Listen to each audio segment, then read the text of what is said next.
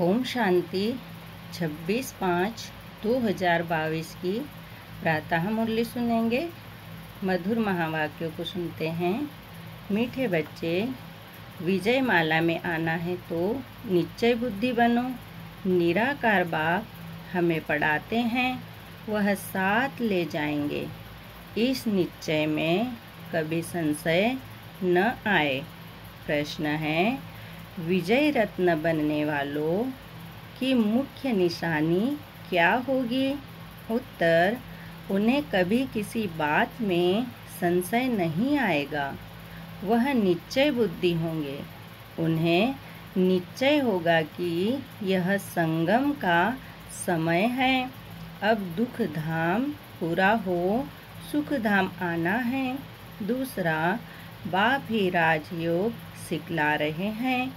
वह देह अभिमानी बनाकर साथ ले जाएंगे। वह अभी हम आत्माओं से बात करते हैं, हम उनके सन्मुख बैठे हैं। तीसरा, परमात्मा हमारा बाप भी है, राजयोग की शिक्षा देते हैं, इसीलिए शिक्षक भी हैं और शांति धाम में ले जाएंगे, इसीलिए सतगुरु भी हैं। ऐसे निश्चय बुद्धि हर बात में विजयी होंगे। गीत चला, तुम्हें पाके हमने जहाँ पा लिया, जहाँ तो जहाँ आसमां पा लिया। ओम शांति।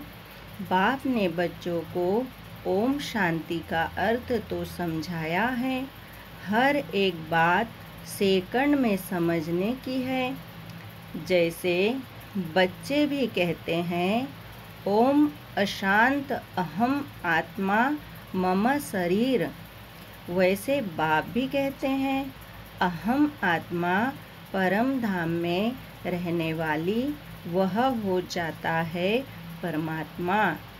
ओम यह बाप भी कह सकते हैं तो बच्चे भी कह सकते हैं।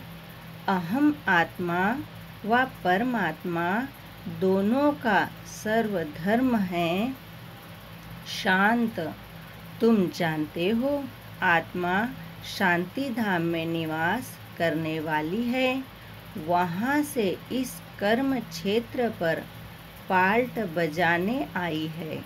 यह भी जानते हो, हम आत्मा का स्वरूप क्या है और बाप का रूप क्या है, जो कोई भी मनुष्य सृष्टि में नहीं जानते हैं।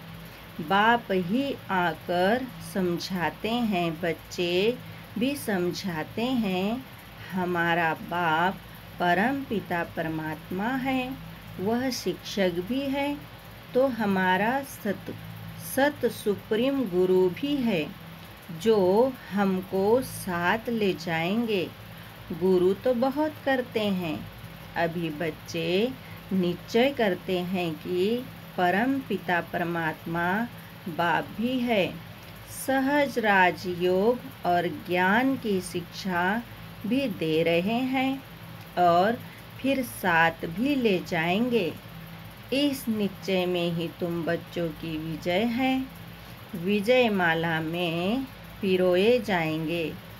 रुद्र माला व विष्णु की माला।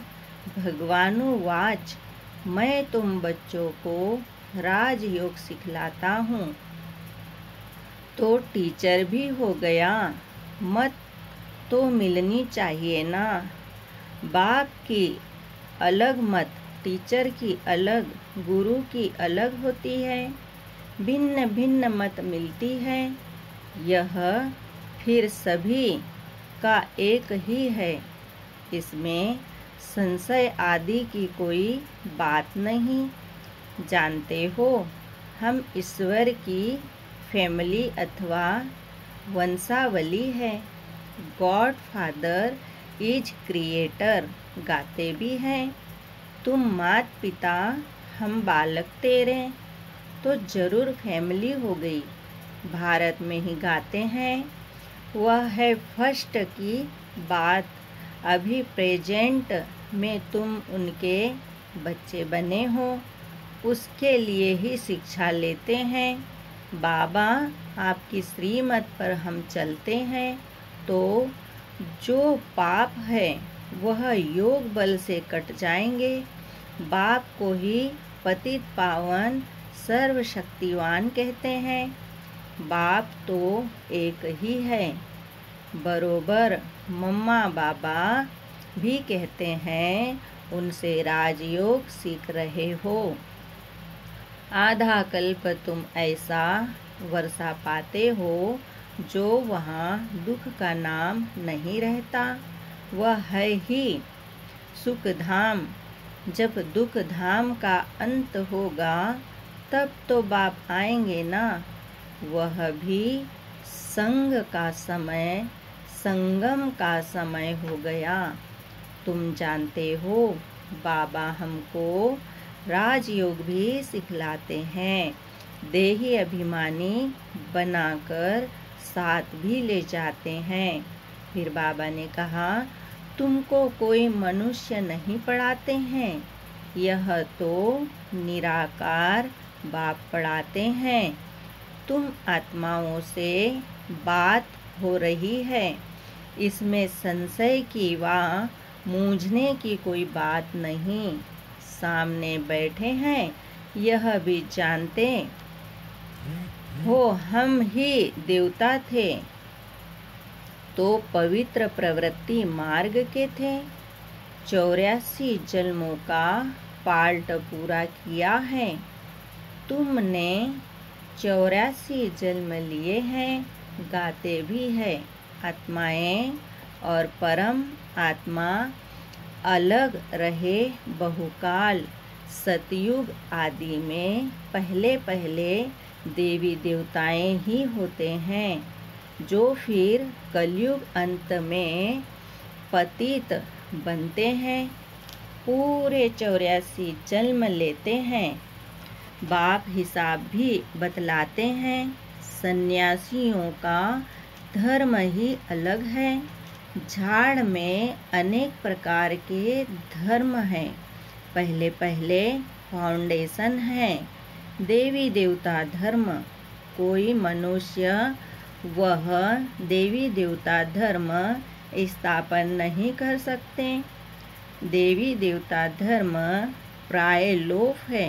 फिर बाबा ने कहा फिर से अभी स्थापन हो रही है। फिर सतयुग में तुम अपनी प्रारब्ध भोगोगे। बड़ी जबरदस्त कमाई है।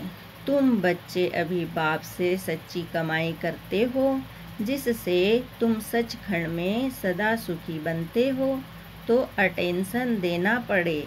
बाप ऐसे नहीं कहते घर बार छोड़ो, वह तो सन्यासियों को वैराग्य आता है। बाप कहते हैं वह रॉन्ग है, इससे कोई सृष्टि का कल्याण नहीं होगा। फिर भी भारत में इन सन्यासियों का धर्म अच्छा है। भारत को थमाने के लिए सन्यास धर्म स्थापन होता है क्योंकि देवताएं वाम मार्ग में चले जाते हैं। मकान आधा समय पूरा होता है तो थोड़ी मरम्मत कराई जाती है। 1-2 वर्ष में पोताई आदि होती है। कोई तो समझते हैं लक्ष्मी का आह्वान करेंगे, परंतु वह तो तब आएगी जब शुद्ध होंगे। भक्ति मार्ग में महालक्ष्मी की पूजा करते हैं। फिर बाबा ने कहा उनसे पैसा लेने के लिए जगत अम्बा के पास कभी पैसा नहीं मांगेंगे।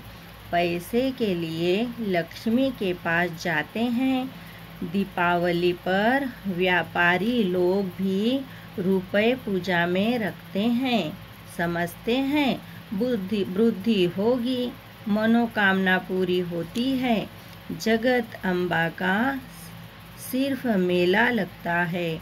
मेला तो है ही, यह जगत पिता जगत अम्बा से मिलने का मेला यह है सच्चा मेला जिससे फायदा होता है। उन मेलों पर भी बहुत भटकते हैं।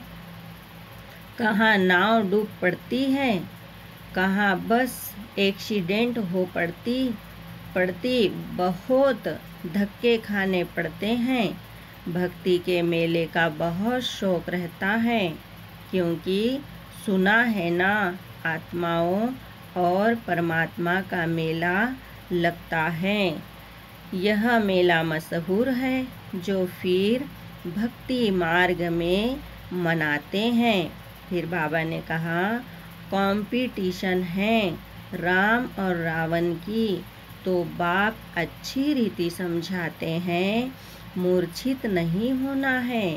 राम और रावण दोनों सर्वशक्तिवान हैं। तुम हो युद्ध के मैदान में, कहीं तो घड़ी घड़ी माया से हारते हैं। बाप कहते हैं, तुम मुझ उस्ताद को याद करते रहेंगे तो कभी हारेंगे नहीं। बाप की याद से ही विजय पाते जाएंगे। ज्ञान तो सेकंड का है। बाप विस्तार से समझाते हैं, यह सृष्टि चक्र कैसे फिरता है। नट सेल में तुम बच्चे बीज और झाड़ को जानते हो। इनका नाम भी है कल्पवृक्ष। इनकी आयु लाखों वर्ष तो हो नहीं सकती। यह है वैरायटी धर्मों का झाड़। एक धर्म की शक्ल न मिले दूसरे से, बिल्कुल ही भिन्न है। इस्लामी आदि कितने काले हैं, वहाँ भी धन बहुत है। धन के पिछाड़ी तो सब है। भारतवासियों के फीचर्स बिल्कुल अलग है। भिन्न वैरायटी धर्मों का झाड़ है। तुम समझ गए हो कैसे बुद्धि होती है। उनकी भेंट बनेन ट्री से की जाती है। अभी प्रैक्टिकल में तुम देखते हो, इनका फाउंडेशन खत्म हो गया है, बाकी धर्म कायम है। देवी देवता धर्म कोई नहीं है। कलकत्ते में तुम देखेंगे सारा झाड़ हरा भरा खड़ा है, फाउंडेशन है नहीं। इनका भी फाउंडेशन है नहीं, जो स्थापन हो रहा है। बच्चे समझते हैं अब नाटक पूरा होता है, अब वापिस चलना है बाबा के पास। तुम मेरे पास आ जाएंगे, यह भी जानते हैं। सिवाय भारत के और कोई खंड स्वर्ग बन नहीं सकता। गाते भी हैं प्राचीन भारत, परंतु गीता में कृष्ण का नाम डाल दिया है। बाप कहते हैं, श्री कृष्ण को तो पतित पावन कोई कहेंगे नहीं, निराकार को मानेंगे। कृष्ण तो सतयुग का प्रिंस है।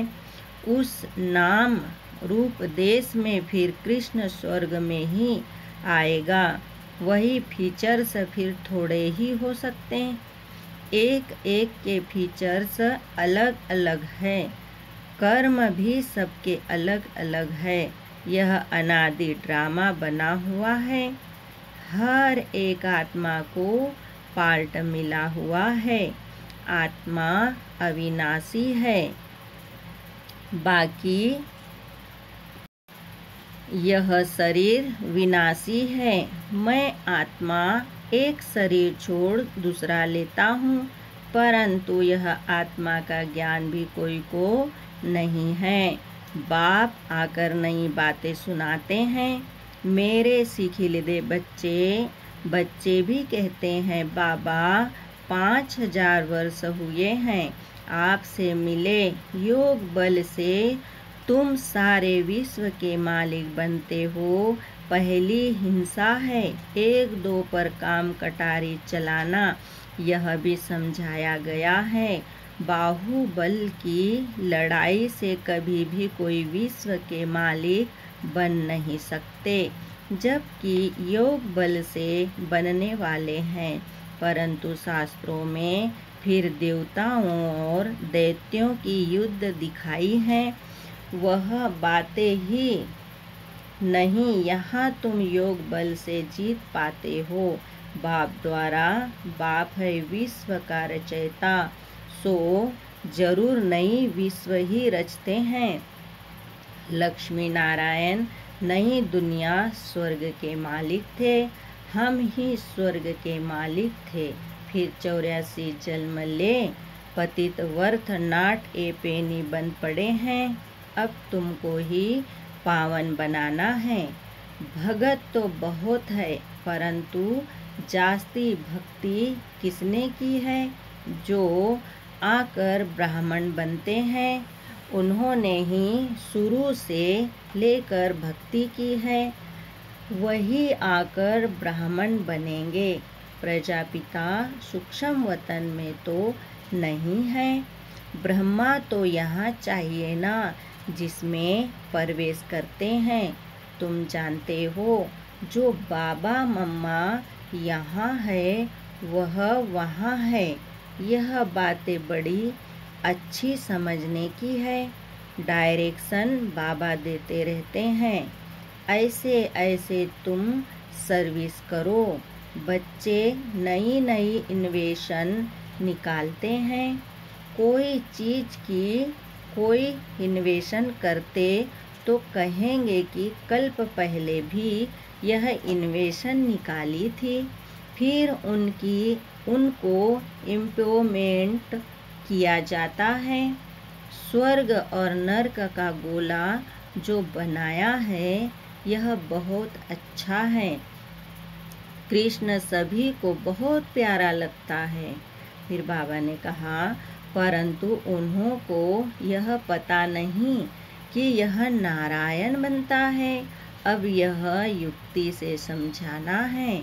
तुम्हारा यह गोला तो बहुत बड़ा होना चाहिए, एकदम छत जितना बड़ा हो, जिसमें नारायण का चित्र हो, कृष्ण का भी हो। बड़ी चीज मनुष्य अच्छी रीति देख सकते हैं। जैसे पांडवों के कितने बड़े बड़े चित्र बनाए हैं। पांडव तो तुम हो ना, यहाँ बड़े तो कोई है नहीं। जैसे मनुष्य होते हैं 4 फुट वाले, ऐसे ही है। ऐसे मत समझो। सतयुग में बड़ी आयु होती है, इसीलिए लंबे शरीर वाले होंगे।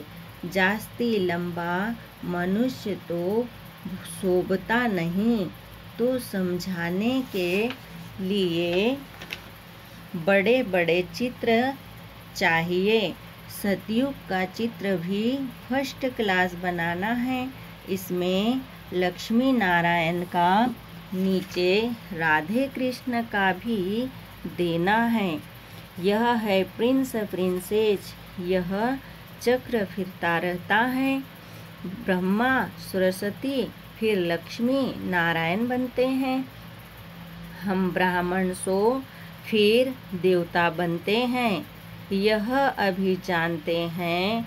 हम सो लक्ष्मी नारायण बनते हैं, फिर हम सो राम सीता बनेंगे। ऐसी राजाई करेंगे। बच्चे ऐसे चित्रों पर बैठ किसको समझाएंगे? तो बड़ा मज़ा आएगा। कहेंगे यह तो बड़ा फर्स्ट क्लास ज्ञान है। बरोबर हठ योगी तो यह ज्ञान दे न सके। सतयुग में पवित्र प्रवृत्ति मार्ग था, अभी है अपवित्र। बाप बिगर बेहद का वर्षा कोई दे न सके। जानते हो, बाबा हमको विश्व का मालिक बनाने की शिक्षा दे रहे हैं। वह अच्छी रीति धारण करना चाहिए। पढ़ाई से मनुष्य बहुत ऊंच बन जाते हैं।